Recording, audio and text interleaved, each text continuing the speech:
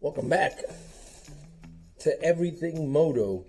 Today, we're going to learn how to change a windshield. For today's tutorial, all you'll need is a windshield and a 4mm Allen key tool. Let's get right to it. You want to make sure you hold on to your windshield when you're taking off these mirrors. So you want to remove both mirrors and your windshield should fall off. So let's go ahead and do that.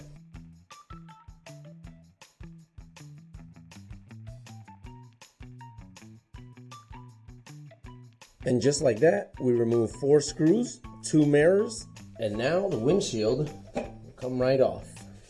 So now let's put on the new one. Don't forget your rubber grommets from the mirror.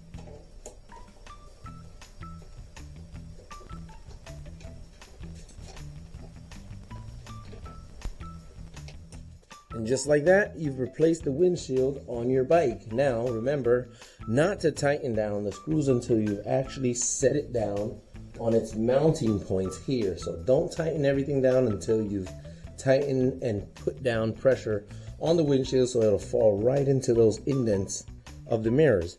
So there you have it. That's how to install a windshield. Now, every bike is going to vary, so make sure you check your owner's manual before actually changing your windshield.